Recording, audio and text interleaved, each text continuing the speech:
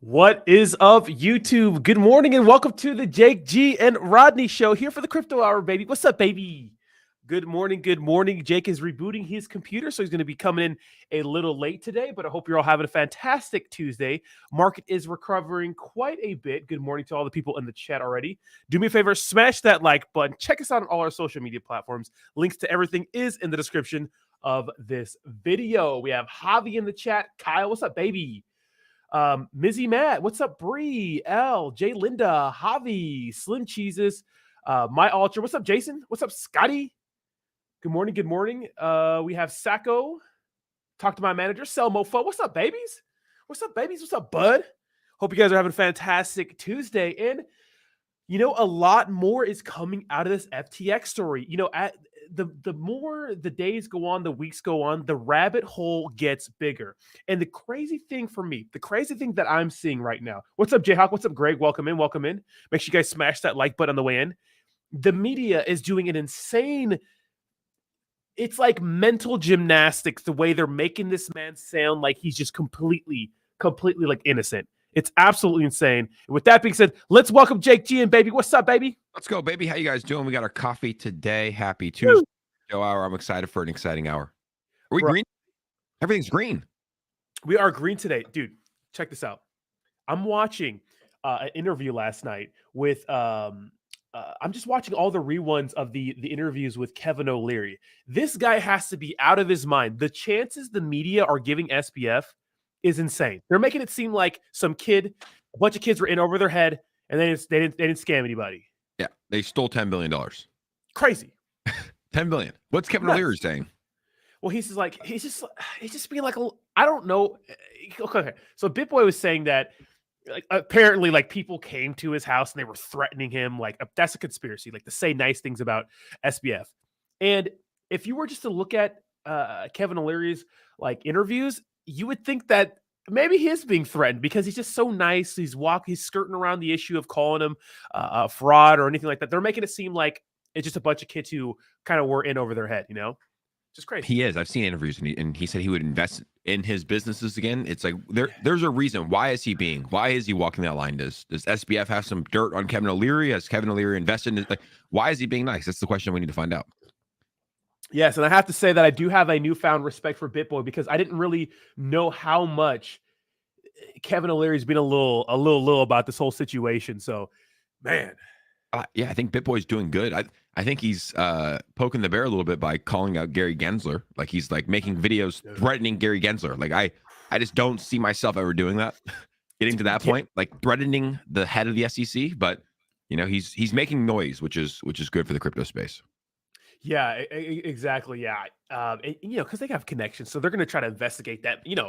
Calling out Gary Gensler and the SEC is kind of dangerous, but that's his prerogative, right? He's going for it. He's calling him out. He did make a right call with SBF, BitBoy Crypto, and the Bit Squad. That's his team of researchers. They are intelligent. He called out SBF, and I was like, why is he calling out SBF? That guy's a saint. I thought back in the day, right? I was like, why is he calling him the devil?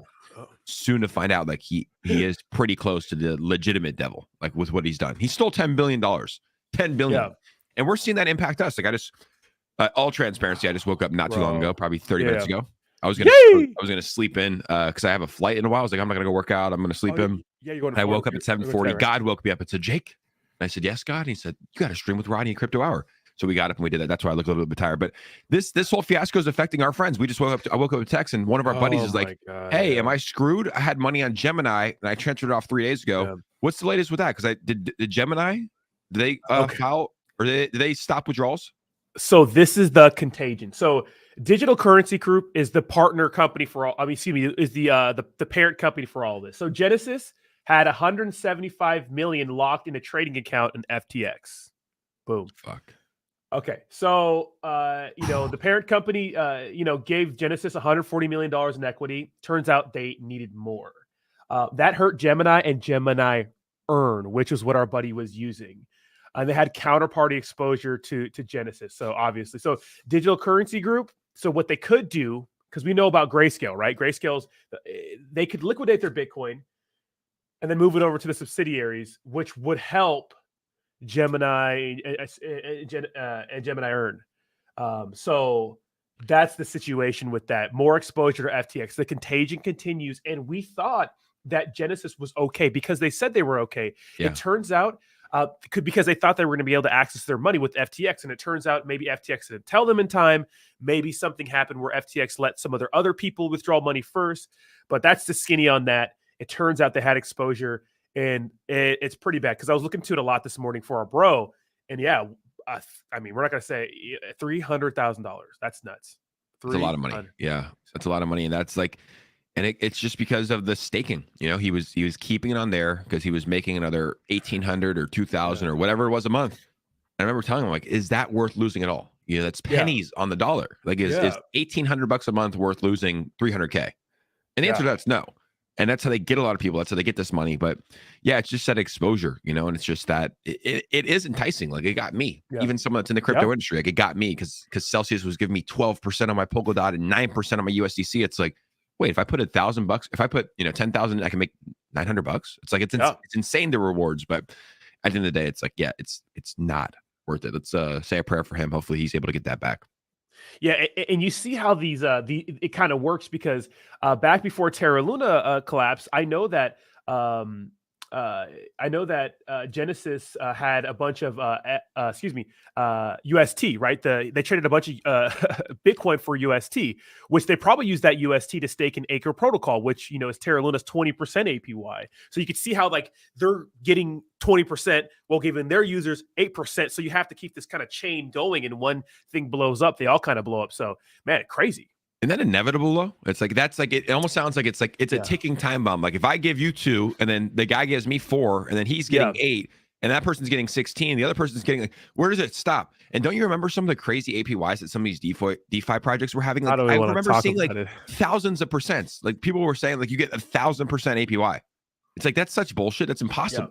Like, that's literally impossible to do. So yeah, I mean, there's an old saying, Rodney, if it's too good to be true, it probably is. And that's what happened to me. I was making more money giving my money to Alex Mashinsky and the scammers at Celsius than I was for going to school for 5 years, getting a degree, working in the workforce for 5 years, and then getting my account executive job. I was making more money just giving my money to Alex Mashinsky a month. And I was like, this doesn't feel right. Something's off here. And it turns out it was. Yeah, 100%. That is so true. And everything's fine when money is coming into the market, right? When cryptocurrency is pumping. And that's when you saw these insane cryptocurrency products that were offering 10,000, I'm not even kidding, 60,000 APY. There are still ones that I have money staked in that are offering 60,000 APY. Here's the deal though. I bought one token, right? That at its all-time high was worth $10,000. I didn't buy it though at 10,000. I bought it at about 2,700, right? Because I thought that was a good price. Well, turns out that same token's worth $27 today. So it's like, if your token's dumping in price, it doesn't matter what APY it is. I mean, compound interest does add up over time, but it doesn't matter, right? If the token price is going down, especially in the short term, you know what I mean? Same thing with Reflections. Reflections was big. Reflections. Oh, Lord. Jeez. And at the end of the day, it's like, well, Reflections are like, Reflections are good if you have a massive bag and your price is going up, right? Like there was tokens that I had, multiple tokens that had like Reflections, and as buys and sells happen, my tokens would go up, my price would go up, but that shouldn't be the main use case. It shouldn't be. You need fundamentals, you need utility. That's the real use case. Yeah, 100%. Yeah, you can't get away with doing all those things like that. You know what I mean? But next topic is Crypto.com, and they're in a very interesting situation. But first, let's talk about them sponsoring the World Cup. First of all, do you like the World Cup? Do you like soccer? I mean, I don't love soccer, but I love the World Cup. Like, it's exciting. I was watching it yesterday. How are we going to tie Wales? How's the United States going to tie Wales? That's good for us. Come on. Right? Because we're supposed to be not as good as them. Really? I think so. But we're America, man. We got to win this shit. Well, we're not. Okay. So women's soccer holds it down for the U.S. Like, guys soccer. I know. Straight. I know, but Wales, come on, man. Like, you got to be Wales. Wales, like Sharks better. Where's Wales on the Where's Wales on the map? No clue. I'm pretty sure, because I was just over there. I'm pretty sure it's like Europe in the UK. Yeah, it's over there. I think it's above like Ireland and Scotland. Can someone fact check me? I'll fact check myself. And we were beating them early, and they came back and scored. So with a penalty. Let's do it right now. We don't know anything about this. The teams that are good. Let's predict a winner, and the chat do it as well. Who do you think is going to win the 2022 FIFA World Cup? I pick Brazil.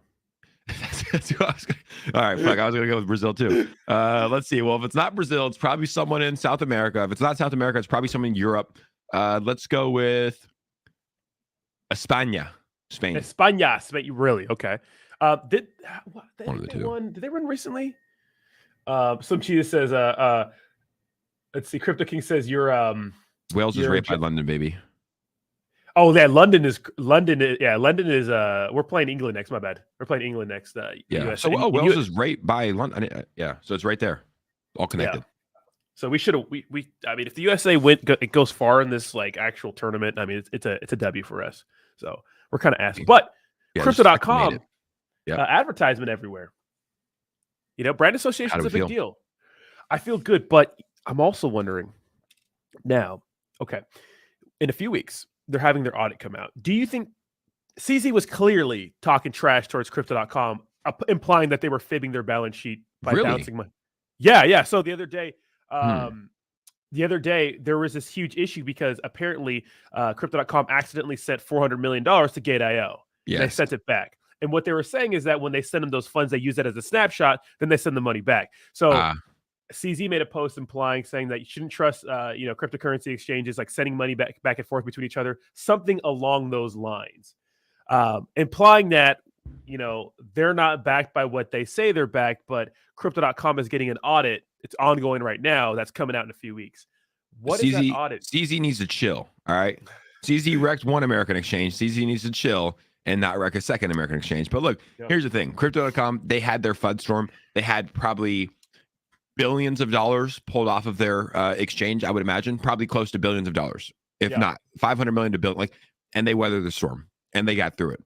And the CEO was outspoken. The CEO was being transparent. The CEO was holding press conferences, and the CEO was talking about it to his community. He was answering all the questions. So still to this day, I'm not worried about Crypto.com just because of how the situation was handled. I know CZ's calling some stuff out. He probably wants to wreck Crypto.com completely as well, but I'm not worried about them. I do believe that they have one-to-one reserves just based off of the information that was given to us just because of how he handled it. Like, Chris from Crypto.com handled the situation completely different than every other CEO that went bankrupt. They all hid. They all put out a tweet saying, we're fine. Nothing's wrong. And Chris, and as soon as the Genesis stuff, went down, he's like, we have no exposure to Gemini or Genesis. Like, he's getting ahead of it. So for me personally, actions speak louder than words. I feel like he handled the situation well. The whole $400 million thing is fucking weird, though. Like we talked about this, I believe, on one of our shows, but it's like, if I were to send Rodney money, even probably $100, I would double or triple check his address to make sure it's going to the right one. $400 million, but also we don't know the protocols. We don't know the procedures. Like, we don't know who sends money at exchanges. I'm sure it wasn't Chris. It might have been someone on the team, and he might have just, had been up too long, doing too much Adderall or something like that, sent to the wrong address. But I don't know. That's a little funny to me, but I still, to this day, believe that Crypto.com is a safe exchange. Don't keep your money on there, but it's still, I believe, going to be operating. Yeah, exactly. And to me, what's like, there's these like little moments that people do things and I cannot make sense of it. It's like when we had Terrarium, a cryptocurrency product in our space, a small cap one that did some shady stuff with it when it came to an exchange listing. And it was one of those things where no matter what they said, no matter what the community said, in my head, I just could not make sense of that. And that's the same thing that applies to this whole accidentally sending 400 million to another exchange. But then I also remember that they did send millions of dollars to a random lady, I think it was in Australia, and recovered it 7 months later after she bought a mansion with it. So I know that they've done stupid things like that before, but you want more out of an exchange, right? You don't want to make those mistakes. Yeah, we also don't know at scale. Of course, you want it to be perfect, right? Yeah. But we don't know at scale. Like what do we know? What's the average number of transactions that an exchange sends per day? A lot. We don't know, but I'm guessing they have a lot. Like, they're sending and moving money around at all times. So it's like, and they have billions of dollars on the exchange. So realistically, sending $1 million to a lady in Australia, although it's $1 million to us, $1 million to $1 billion exchange is not. It's like $100, pennies, yeah. $50. Bucket. The $400 million thing, like, we need answers on that, right? I mean, I wouldn't trust it if I had my money on there. I'd be like, what do you mean you sent $400 million to another exchange on accident? Like, that's not smart. That's not safe. But we don't know what goes on behind the scenes day to day at an exchange. And yes, still to this day, I do believe that Crypto.com is a safer exchange, as in they'll be here in the long run. What do you think, though? Do you think that CZ's right, or do you think that they will be here for the long run as well? I wonder. So a lot of people say CZ has a responsibility to clean this space up. And I think that regardless of what he says about, oh, I don't think that I didn't know my statements are that powerful, or when he kind of act surprised that people started selling FTT token. Come on. When he's exactly. If he's right, I mean, about the crypto.com thing, we're going to have to believe everything he says going forward. But we'll see, because nothing else has come out about that. So yes, but he also can crush crypto.com by his tweets, right? That's like, FTX and FTT, like, they probably would have weathered the storm, right? If their balance sheet wasn't called out, because like the price absolutely crashed. Like, they still had about $3 billion on their balance sheet of funny money. I know, I get it. They were still doing sketchy shit, but if that tweet never came out, would FTX be insolvent and bankrupt? Probably not. Not this fast, no. Not this fast, exactly. Yeah. Like it might have came out later, but it's like his tweets are powerful. So we'll see. But yeah, I mean, that other thread that he put out that was like, oh, I didn't know my tweets were that powerful. It's like, dude, you have 8.5 million Twitter followers. You're the CEO of the largest exchange. Like, your tweets are probably the most powerful in the crypto space out of anybody. Yeah, 100%. Okay, and so the next thing that it kind of makes me mad, man. This didn't really hit me until thanks a lot, guys, for all the chatty chats. See you guys in Miss NFT Queen. We see Biz. What's up, Richards Ballin? Make sure to smash that like button. Richards, give us a howl. Tell Richards to howl. How, baby? And I don't think that's the real. That's not the real. Richards is ballin'? No, there's a fake Henoch in the chat. Oh, but Richards is ballin', like, loves going at Henoch. That's our boy too. He goes at him. Oh my God, people are saying it. I think it's a running joke that it's my birthday. What's up, Brad? We missed you yesterday. But I want to talk about the fact that I didn't really think about something until last night, and I saw in a CoffeeZilla video. First of all, CoffeeZilla absolutely killing it. Someone get this man an award. I don't know, something. He should be part of the news cycle, because if you look at mainstream media, you would think Sam Bankman-Fried is some like really innocent guy who just made a mistake with a bunch of friends. Absolutely not. This is a clear-cut scam through and through. Yeah. And the fact that he is, if anyone can say that, oh, he didn't know what he was doing, whatever. Both of his parents are compliance officers. They know they were doing something wrong, right? Those people in that FTX building knew they were doing something wrong, and only they knew that they were doing something wrong. They duped all of their employees. It was a group of kids, Sam Bankman-Fried and the people at Alameda Research, getting together, scamming the crap out of people, and they got caught. And now everyone's trying to give them a break. This is insane. Yeah, like, it doesn't make sense to me. We've been covering it, from its inception. And I put a tweet out last night about that, and people are like, "Who's covering him nicely?" I'm like, the New York Times. Like, there's a lot of articles that were praising him, and they said the FTX disaster means that Sam Bankman-Fried can't stop the next pandemic. And there was an article that came out yesterday that was like comparing SBF to Donald Trump, and like Elon commented and like ratioed this lady. But yeah, it's pretty interesting. But yeah, CoffeeZilla, it's, first off, that guy's very quick with some incredible content, like very, very professional setting, like his backdrop, and it's like his videos are they're doing good. But think about the views, man. He's getting millions of views. That's probably more than most news channels, I would imagine. Yeah, 100%. And I hope people are watching him instead of watching mainstream media. But this is the article. This is a tweet from Wall Street Journal. From WS Opinion, FTX failed because Sam Bankman-Fried supporters lost confidence in him.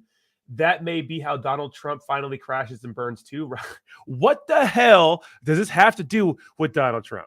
This lady, click her name. This lady should be fired. Alyssa Finley, she should be fired for just poor journalism. What is this? She must have gotten so much shit on Twitter.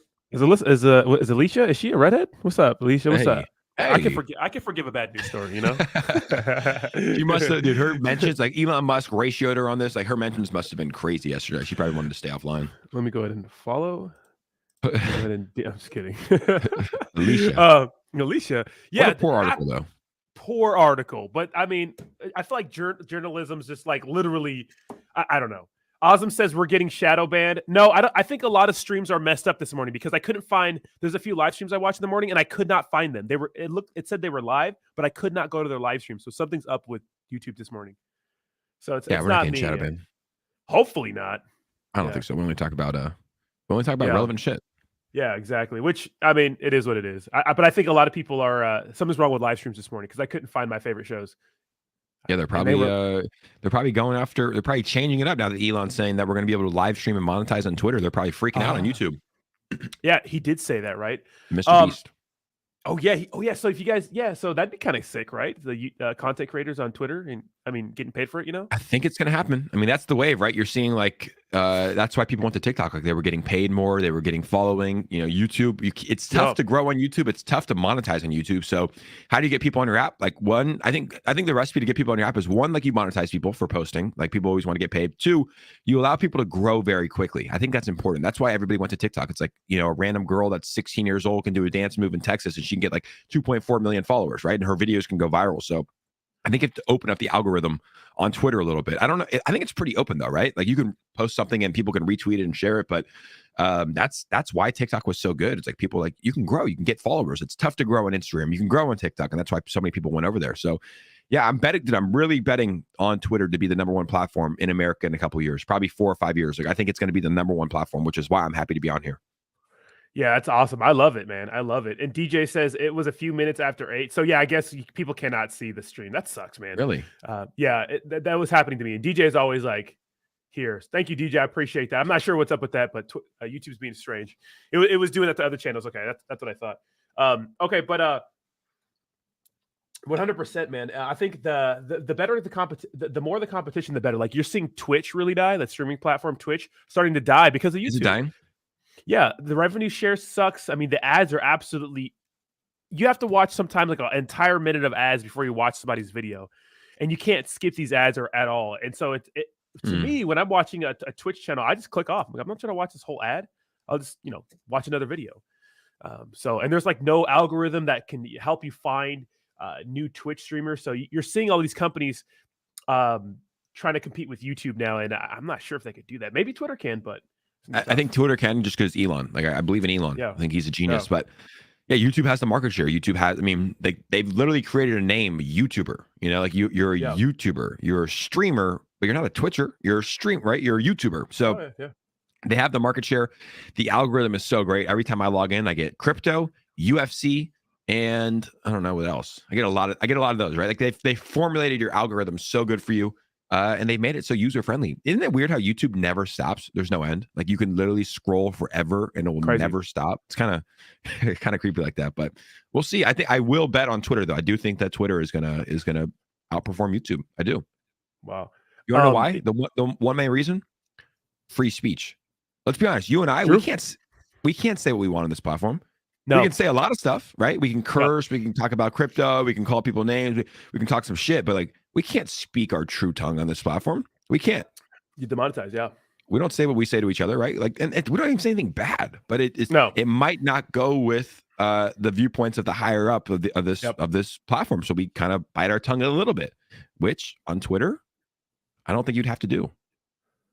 Yeah, same thing with Bree. Yeah, dang, Bree, that sucks, man. Yeah, YouTube's being wonky this morning. Hopefully, we're not getting shadow banned. Maybe because we have FTX in the name. I don't know. Maybe they're cracking down on the FTX people. You know, they're like only positive stuff. But I don't think so. Hopefully, it's just an error. We have a question here, and that's a good question. Hasty with the $10 donation says, Rodney versus Jake, one best use case you've seen so far. Use case you'd like to see the most. Enjoy your coffee. All right. Start it off, Jake. What do you think the best use case you've seen so far?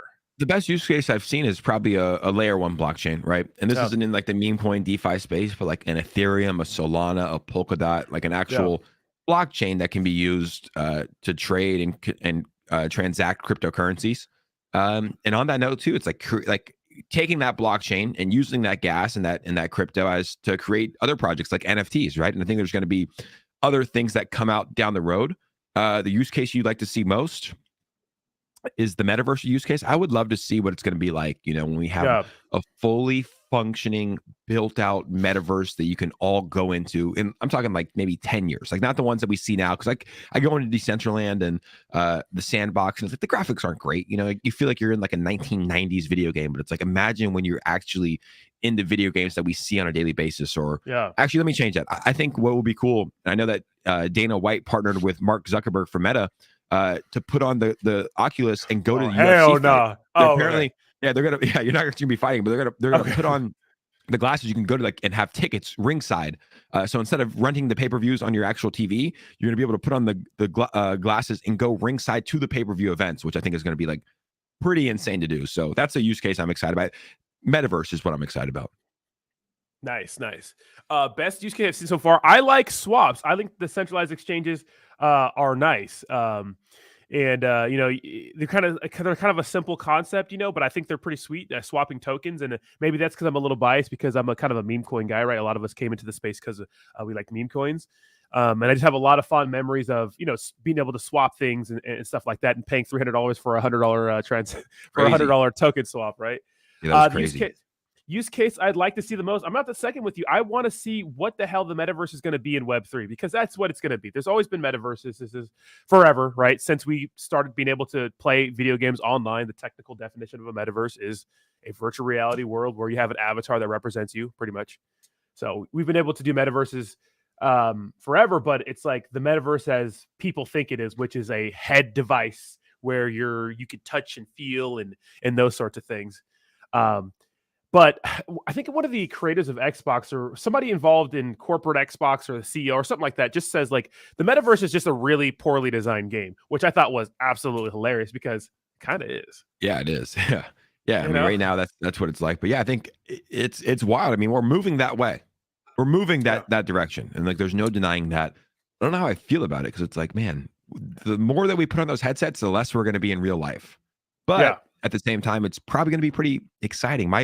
My one thing is like, look, I love life. I love going out and having fun here, but it's like there's a lot of people that don't love life. You know, there's a lot of people that are fully entrenched in video games, and it's like, hey, if you can be here and, you know, you work a shitty job and you got a shitty wife that yells at you and you're not happy, and you can put on those glasses and you're some pimp living in Abu Dhabi with 6 wives, it's like we're going to spend more time in the metaverse. Yeah, right. And if you've seen the Ready Player One, that, I mean, the guy literally, that's what it is. Like, it's a post-apocalyptic world, and you know, like there's nothing to do but be in that virtual reality world, and they have this bodysuit and you can feel things. It's just kind of nutty, you know. I think that's what we all dream is going to happen, right? That type of metaverse, but we'll see actually what it looks like when it comes out. Yeah, you're invited. Thank you so much for the 400. What is that? Is that yen, Japanese? What is that? It says, is there a crypto which makes you anonymous and you can buy gift cards and it's on BSC? I feel like they're setting this up. Thank you so much for I think it's equivalent to $20. Thank you so much. I appreciate that. And I don't know what crypto, that is, but which makes you anonymous. Yeah, you can buy gift cards. I think they're BSC. setting this up. Anonymous gift cards. I don't know. Maybe you can answer. Yeah. Is there an answer to this question? I think they have the answer. Maybe they're shilling something, or we're invited. Something like that. Hopefully they invite us to the project. Yeah, come on. What's up with that? Come on now. Invite your boys. Okay, so what we did learn is that we apparently Texas, I don't know what in Texas, but Texas is investigating, and we saw a couple lawsuits come out of Texas with Uniswap, are investigating Steph Curry and Tom Brady. What do you think actually happens there? I mean, I don't know. We got to see, but look, like it's just they're investigating the biggest names, right? Like they're investigating Tom Brady and Steph Curry, who I would imagine their contract, they were just doing a commercial. You know, I don't feel like they were, but you also have to understand, it's like their reach is so powerful, right? Insane. Like Tom Brady, like how many people signed up for FTX how many people lost money because of Tom Brady and Steph Curry? That's the question. It's a lot of people, which is pretty crazy, but they just go after the biggest ones, right? Like we saw Kim Kardashian get taken or get fined. I think it was like over $1 million for her post about Ethereum Max, which was obvious scam. Obvious scam. Floyd Mayweather wore their shirt when he went to box. I think Logan Paul, like that should probably come up as well. But to sue Tom Brady and Steph Curry, I like both those guys because I'm a fan of them. So I'm like, I wish they didn't get in trouble. But at the same time, it's like you do have to realize a lot of people probably started FTX accounts. And a lot of people that follow Tom Brady and Steph Curry don't probably know a lot about cryptocurrency. So they probably left their money on the exchange and they probably got wrecked. So I think they're going to have to evaluate the contracts. Obviously, Steph and Tom have a lot of money. They obviously have some of the best lawyers in the space. So I don't know if it's, a lot to do about nothing, but we shall see what comes out of it. Yeah, 100%. And, this is an opportunity for a lot of lawyers to make a ton of money, because they're going to make money out of all of this. If there's a class action lawsuit, you probably get $2.99 from it. You know what I mean? Yeah, everybody get a $2.99 check. Have you ever got a class action lawsuit check? I think so. Yeah. I think like Volkswagen, they did some it was like $5 or something like that. It's like, I got one for 68 cents one time. That's crazy. Just keep that money. Donate it, keep that money. Like these guys mailed me a check for 68 cents. They put it in an envelope. The guy has a stamp that probably is more than 68 cents. Yeah. And sent me the check. Insane. Yeah. So we'll see. We'll see what happens with them. I mean, we talked about this on multiple streams. We're like, are they liable? Like, we both think no, or at least we said like crypto influencers aren't. Should Tom and Steph be held on a pedestal? It's like, dude, they could have promoted anything. I'm pretty sure LeBron James promoted crypto.com. Like, if that goes down, is he liable? It's like, yeah, it's like, you better hope, LeBron. But yeah, I mean, how do you feel about it? It's like, it's a tricky conversation because these guys don't know much about crypto as is. No, they got presented by FTX and his team, or SBF and his team. They said, hey, here's $1 million to do a commercial.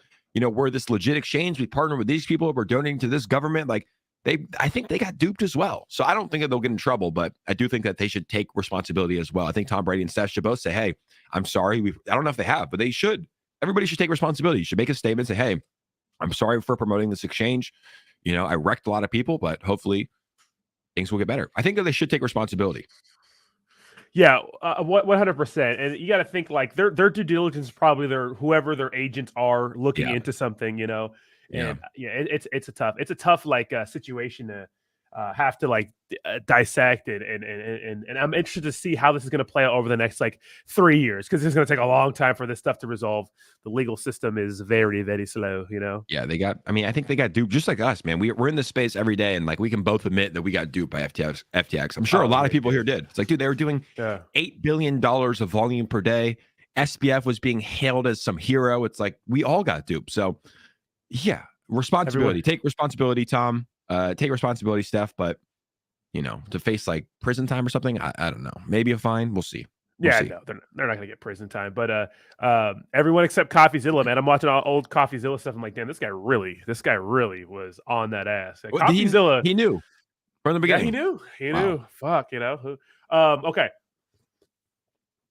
So what the crazy thing is to me is that you have all these news articles, and if you go to the Bitcoin obituary, and a lot of you guys know what that is, it's pretty much a website that says like every time Bitcoin is dead, like this, it's like a little like a chart through time that shows pretty much like, oh, Bitcoin is dead here, or Bitcoin is dead here. And if you go to all-time high, all these little red dots represent every big news article by a big major publication that says Bitcoin is dead since its inception in 2000. Jesus, dude. Yeah, exactly. Who called it at the top right there? 69K. Someone said Bitcoin is dead. Right. The Spectator, and this one was WCI, CapEx, Bloomberg. Yeah, I personally think Bitcoin is worthless. And if you go back to like 2014, Bitcoin is a joke by Business Insider. Wow.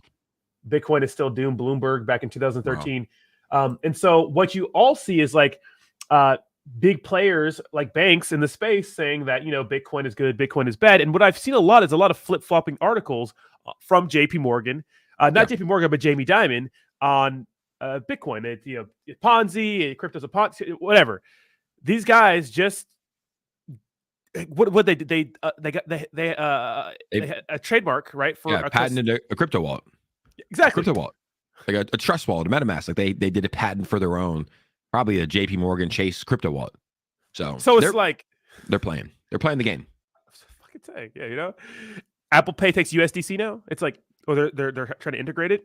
That's why I have pretty close to zero worries, right? I don't want to say I'm 100% certain this thing, but I just see the mass adoption coming, right? You can see it in your conversations on a daily basis. You can see it on the sporting arenas and teams that are getting sponsored. You can see it on the companies like Nike, Amazon, Disney that are developing blockchain technologies, JP Morgan Chase. So the writing's on the wall. Like it's all about like momentum, right? Like there's so much momentum going for cryptocurrency, regardless of the price. Like in terms of the adoption, in terms of people using the cryptocurrency, in terms of people using the technology, like there's so much adoption coming that I'm not worried about the price right now. Like I do believe that it's cyclical, Rodney. Every 3 years we go up. Every 1 year we go down. Every 3 years we go up. We go down for 1 year. We go up for 3. We go down. Like we're in a downtrend. This is normal. This happens, right? But there's so much doom and gloom in the market, and I know it's probably worse now than it has been before. Like it's pretty ugly what has happened with a lot of these exchanges and the exposure. But at the end of the day, it's like it's cyclical, man. It's we will be back to all-time highs soon, I do believe.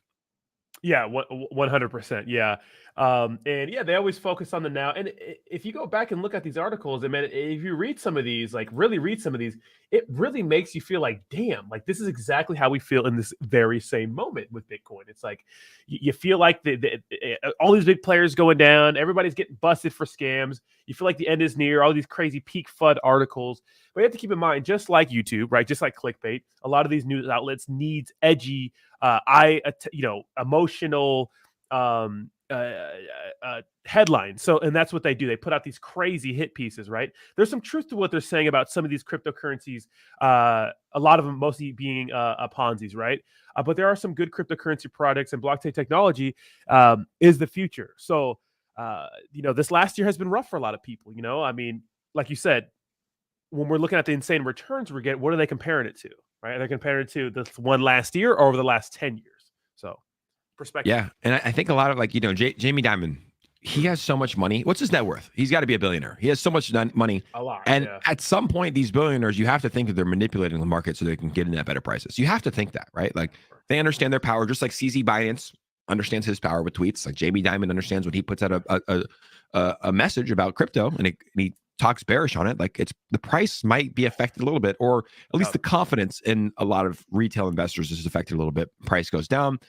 JP Morgan Chase, Jamie Dimon can buy more Bitcoin. So I don't know. A lot of it, I believe, is manipulation when they make these bearish statements like we've been seeing.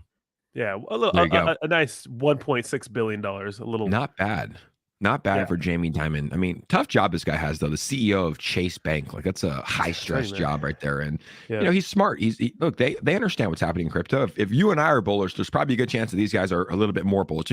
They understand what's coming with the adoption, right? Like that's why they're developing. Look, they wouldn't be developing a crypto wallet and having a patent for it if they weren't bullish on it long term. Yeah, 100%, man. This guy shows up to Thanksgiving dinner. What are you doing? Probably just kicking him right in the chest. I don't know. He'd be fucking shocked. Like, what? I'd probably pull out my phone and start recording. Do a live stream right there. What would you do? Would you invite him in? Guys, can I come in and have some turkey? I would let him in. I mean, I wouldn't be happy with them, but it's Thanksgiving. You got to let everybody in, right? Like Thanksgiving is the time that you bring people in that don't have family and all that stuff. So I'd bring them in. Hey guys, this is Sam. Can I come in? I think they just spotted him in Bahamas, like running around. He's at a grocery store. Yeah, just chilling with his little backpack on. What is boycott Tampax trend? Why are we boycotting Tampax? You see that on the side? Why are we boycotting Tampax? There was what was there, like a died suddenly? That was like a trending thing yesterday. What was that for? I don't know. People I died suddenly. I have no clue. I didn't click on it. The boycott Tampax? Let's see. Where are they boycotting Tampax? What's happening? It's the Dylan and Jeffrey Marsh, both biological males, are now sponsored by sanitary products companies, Tampax, and let's not get into that. That's too much heat. Yeah, too not up our alley. Not crypto. Let's not get into that right there. That's another conversation. Wild. That's for a different channel, Yeah. Party. Different channel. Yeah, exactly. That's absolutely hilarious. Okay, so another big thing we had this week was Voltichange, man. It came out. Their use case came out, right? Yeah, use case came out. I believe that they sent the numbers over 300,000 connections in the weekend. First 72 hours, 300,000. They changed the domain name. It was voltichange.com. They changed it to voltichange.net just because it was crashing from the amount of people, and soon they're going to merge them. But I used it. I transacted on it. It was quick. It was easy. It was clean. And I think it's a good product. I think to highlight, like the main thing about the product is built into the exchange. 0.25% of every transaction burns the token that you're swapping. So if you're a Shiba Inu holder and you're swapping Shiba Inu, 0.25% burns Shiba Inu, and then 0.25% of every transaction buybacks and burns Volt. So I think it's going to be a long-term effect that we're going to be seeing here with the price. But it's pretty interesting how the tokenomics of the exchange were set up. What are your thoughts on Voltichange? Yeah, most definitely. When hype starts to come in, along with the deflationary aspect and volume, that's going to create like the best like case scenario, right? Because people like use deflation and like token burn as like a selling point, and it's like, well, it only matters if people want to buy it and you have volume. But we do see all this volume, even though it's selling pressure right here, and so hopefully Volt right now forms a nice new low because it is starting to recover a little bit, which we like to see. Last 24 hours up 15%. So pretty sweet for the people that made some money. I always encourage taking profits. Everybody has a different investment strategy, but it's good to see them come out with their use case. Yeah, and price is looking good. People like my DMs and mentions were flooded. Like, why is Volt? I'm like, guys, like Volt. Like, first off, if you're in crypto, you understand that every single crypto project has a buy the rumor, sell the news event, right? If there's a date. If they put a date out, we saw it with Saitama, I saw it with Omi, we saw it with SHIB, you see it with every single crypto project in the world. If there's a date, there's going to be a lot of money coming in and then a lot of money coming out. It's just how it goes, right? But solid projects, you'll see like with the Volt chart right there is like they'll recover. They'll go down to it. And 80 million, it dropped to an 80 million market cap. It's like, look at a lot of the other projects in the DeFi space. Like they're not even at an $80 million market cap. Like 80 million is good. And now they're climbing back up to a 91 million. That's what I said. It's like, because I was listening to Power and Pablo talk.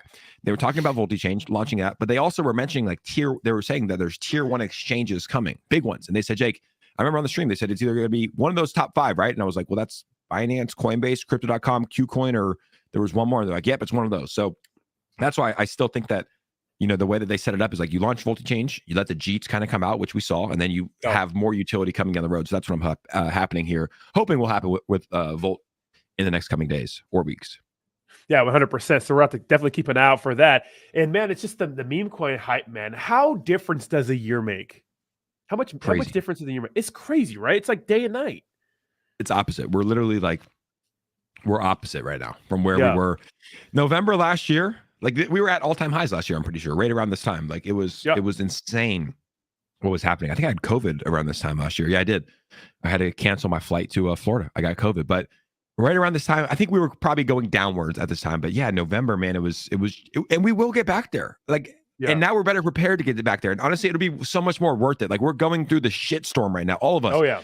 And it's so cool to see all these people that are still here with us, because you could just pack up and throw it away. You could throw it in the towel. Like it's tough.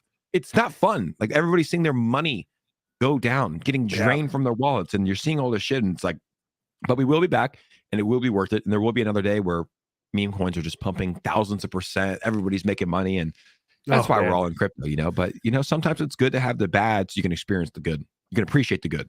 Yeah, most definitely. And the cool thing, and the thing about this to me is like, it's a lot of uncertain times, and it's not for the faint of heart. And really, like what I'm hearing from a lot of even crypto old heads in the space, which crypto's not an old space, but the people that have been in for a while, they're like, this is some of the craziest stuff ever. Like that's happening in crypto. Like these scandals that have gone down really scare a lot of people away. It's like the fear and greed index chart is like, it's broken on the fear, right? It's broken right now. Yeah. And it feels nice to be here when everybody else is kind of left. We're still in the room when everybody else left. We're still here. Yeah, that's what we owe it to our people, though. The people that watch us. Like we can't just pack up and throw in the towel because 100%. some corrupt CEOs are doing shady shit. And to answer, like, to talk about the first point, yeah, I mean, I remember back in the day, in last year, 2021, when everything was going good, like some of my family members, my closest brother, but my 2 older brothers, a little bit older, they were scared to get in crypto then. Imagine now, like if I wasn't in crypto right now, I'd probably be like, I'm not touching that shit. Like I give my money to SBF and they lose billions of dollars. Like that's not safe. Like you don't hear that happening at JP Morgan or Wells Fargo. So I think it's going to take a long time to regain the trust of the people. And to your point, it might have to happen to have regulation before normal. It sounds crazy to say it, but we might have to have government regulation before the masses of America and other countries accept crypto, because right now they don't believe in crypto. They don't believe in the people that they don't trust the people that are running the crypto industry right now. Yeah, and you know what? They really shouldn't. Like, there's a lot of people that you should trust in crypto, but there's a lot of people. I mean, who even knows anymore, right? You don't know who's doing shady things. It sucks that when you leave people to their own devices, they will find a way. This is a funny comment. Oh my God. They will find a way to take advantage of people and make some money. So most unfortunate. But Robert says we're still here because we don't sell at a loss. That's right? It's like I got a choice. It's hard to sell at a loss. Like that's the debacle I'm going through with my Solana. It's like sell at a loss and put into another project, or hold your Solana. Oh, I know. Is it making a recovery? I know. We wrecked. That's a tough one. That's a tough one. Does it make a recovery? I don't know. I don't know. It feels like it could make a great. It feels like there's a lot of reasons why it can make a fantastic comeback because of what they are. Right? They still have that popularity. And the only reason why they dumped so hard is because the market was tanking like everything else. The secondary dump has come from the scandal with FTX. You know what I mean? Yeah, nothing with the blockchain. Nothing. Yeah. There's nothing wrong with Solana, right? It's like it's just the exposure, but exposure is a big contagion, right? And I'm sure we saw a lot of people take their money out and put it into other projects. So exposure is a big contagion. We'll see what happens. I think they'll be fine, but we shall see what happens. One day you just come on and it's like my background changes to like orange and red for SHIB instead of Solana colors. It's like, I'm about I'm about to be a SHIB influencer, baby. I'm talking. Yeah, SHIB is going to be an interesting thing to see next year or next time there's a bull run. I wonder what's going to happen with SHIB. it's gonna pump. It's Yeah. gonna go parabolic. It's gonna go to all-time highs. Like just look at the charter SHIB, and it has just been consolidating in this range since May. It's been 6 months, 7 months, and it's just been consolidating, gaining holders. Like people aren't selling SHIB. SHIB is going to be the one that pumps. I do believe that SHIB will hit all-time highs. It will keep going up. Like it's proven that it's not going anywhere. Like no one's selling in the retail space. Kind of like Dogecoin. All those people that held on the they're still holding on. So I do think that SHIB will pump personally. Just from looking at the charts, it's like that token should dump, right? But it's like it's consolidating for months. People aren't selling. The SHIB army is too strong. That is crazy too, and I know Chris, the CEO of Crypto.com, they got pretty much they got a lot of crap for having a lot, like 20% of like their total crypto on their exchange, something like that in Doge and SHIB, and it's like, well, that's what the customers want. Like, what do you want them to do? Like the customers want Doge and SHIB, so if the customers want Doge and SHIB, that's what crypto exchanges do. They give you what you want, you know. Yeah, it's like their assets are backed 1-to-1. So 20% of the assets that are held on their exchange by customers are Doge and SHIB. I'm pretty sure it's 20% are SHIB, which is insane. Yeah. Like why are like we're part of that? Like why are we so attracted to meme coins? Like what is it? Like what is it? Why is it so popular? It's gambling. People love it. I mean, it's crazy when you think about it. Like Doge and SHIB. Like what? That's the tokens that we're in. You know, like those are the top 15, Doge and SHIB. Well, how many people you think got into cryptocurrency because of meme coins? Like a lot of people got into crypto because of meme coins. I know, but it's just like, how is human psychology like that? You know, it's like you would expect it to be like Bitcoin and Ethereum and these blockchains, you know, that are revolutionizing the space. And it's like, no, it's SHIB and Doge because it's funny. It's funny, dude. Yeah, exactly. Yeah, which is fun. That's a human thing too, right? We just I don't know. I think memes are going to be an interesting thing when if our civilization goes extinct and I don't know, some aliens come to Earth and like look back and see like a picture, like a meme of like, I don't know, a funny meme or something like that. Like that was us, right? Yeah, we are a meme. And Elon Musk, he put out a tweet, said the most entertaining outcome is usually the most likely. And it's like SHIB and Doge are pretty fucking entertaining. Like what's more entertaining when you like think about it? Like Polkadot or SHIB and Doge, right? It's like SHIB and Doge because it's just it's a meme. It's the most entertaining. So yeah, it doesn't surprise me that it caught storm. I think Elon had a lot to do with it. And I think that they're here to stay, you know. Yeah. But the question is, what will run next? Next cycle, right? It's like we saw dog coins really run. You know, will it be cat coins? Will it be bird coins? Will it be something completely different? I wonder. The emus, right? Did the emu? Oh my god, did the emus come back? Like what happened? Like there were so many emus, dude. It was disgusting. What's the next SHIB? You know, there will be one. There will be one close. There will be. It all depends on the meme. You know, it depends on what's hot. It depends on what's hot. It depends on the meme. It depends on the logo. It depends on the community. And happy birthday! I didn't know it was your birthday. It's not. Every day this week, and these guys have been saying it's my birthday. I love y'all. I love y'all. Shout out to Bernie. What's up, baby? How you doing, Bernie over there? England about to catch that heat against USA Friday. Actually, we're probably gonna get dominated. I think England's gonna just kick our shit. I think so too. Them motherfuckers can ball, bro. Yeah, that's what dude, that's what they play over there. It's like when I went to Europe, it's like I was like, do you guys play football or baseball or basketball? They're like, football? No, football. Like they all just play football. So it's like their sport. We'll give them soccer, man. That's not our. But play us in American football, play us in baseball, play us in basketball. It's like USA dominates. People know that. USA dominates. They don't want no smoke. They don't want no schmuck, you know? We should get better though, dude. But it's like, think about this. Like, and people don't understand, like, our top athletes, they don't like in high school and they don't play soccer. Like our top athletes play football. Our top athletes play basketball. Yep. Our top athletes play baseball, right? It's like they don't play soccer. But how cool would that be if like we had some like LeBron James and you know, like we had like some studs playing soccer. I would love to see LeBron James in the octagon. Like imagine him at dude. him at like a heavyweight. Oh my goodness. Well, that's what we're going to see. I think what we're going to start seeing is that a lot of kids that are choosing other sports are going to choose like MMA. So yeah, imagine if LeBron James learned how to fight. Insane, bro. He would be fighting Francis Ngannou. He's so athletic. Like, nuts. Dude, imagine, like, think about his hops too. Like, imagine if like someone tried to like tackle him, he just jumps over them, backflips, head kick, out cold. Back kick. Yeah, absolutely crazy. So that's gonna be interesting to see like the new generation of fighters. Because even if like now, like we're going off on a UFC tangent, but Crypto.com sponsors the UFC, so it's kind of related, right? And VeChain, shout out to VeChain. Layer 2 blockchain. we're gonna like the competition from now is like a head and shoulders. I think my mic went out for a second. It's Sorry. absolutely crazy. Yeah, I mean, well, they're developing the sport like we've never seen. And yeah, this is off topic. It's on UFC, but everybody can learn from it. Like how Dana White is running this business is something that every single company should do. They're taking over. So like he talks about socials and numbers more than any CEO I've ever thought. He's like, do you see that video of the Hamzat Gilbert Burns face off I did on my Instagram? The numbers were going crazy. It was going crazy on social. Like he just started that slap league, the slap fest. Yeah. He's like, have you seen the analytics on some of the videos that go viral? 7 million views on TikTok, 7 million views on Instagram, and they don't even have a professional. He's so tapped into social where it all lives, which is so impressive as a CEO. I don't think he gets enough credit for that.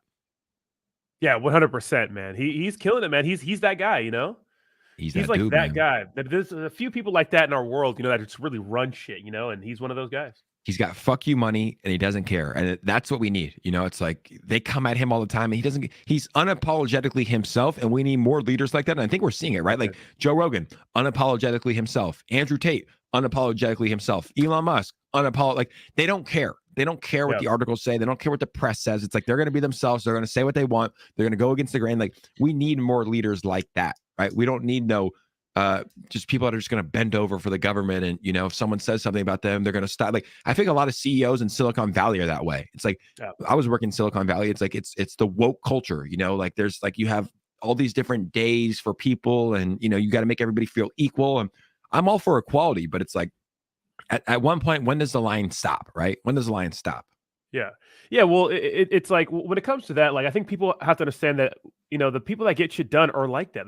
We respect people that are kind of cutthroat. You have to be in a business, right? I think what we portray to the world, like to virtue signal versus what works is completely different. Like what we say, empathy and kindness, that does not work when you're trying to run a business and trying to just really, have a bottom line, right? You have to be cutthroat. You have to do what you have to do. You have to hurt feelings and those sorts of things and be in conflict in order to resolve a situation. And I feel like that's not a thing that we value in our society too much, but people inherently value that. Like, the people they gravitate towards people like that, right? Those people get things done. And that's why I think that we're kind of switching. I think we're having a big culture shift. The last year or so feels like a big culture shift. Yeah, I mean, once you get pushed too far, you get bullied too far. You get pushed into a corner and they're canceling people for tweeting correct shit. It's like, yeah, people are going to stand up and do. And Andrew Tate is literally, man, he got canceled. He got kicked off YouTube. He got kicked off TikTok. He got kicked off Instagram. And he's more relevant now than ever. He's kind of proving like, hey, the Matrix can try to cancel you, the machine, but you can still thrive. Like they can't cancel you unless they kill you, essentially, is like what Andrew Tate is proving, because he's more relevant than we've ever seen before in our life. Yeah, 100% with that. And I don't think a lot of people understand that it starts with Twitter, right? It starts with, because freedom of speech is a right, but these companies are private and they could do what they want. But the issue is that everybody uses these companies, It's like, oh yeah, go make your own. This is what the United States is, the capital of the world. Go make your own if it's popular, but you know what I mean? It's impossible, dude. Come on. Yeah. That's a tough one to break down. But I did have an interesting tweet that said something about LeBron James, saying LeBron James in MMA would be bad because he cries when he gets fouls. But if you're raised to fight, like if you've gone through the proper, because if you spar, if anyone out there who sparred for the first time, like getting punched in the face is something you learn how to handle over time.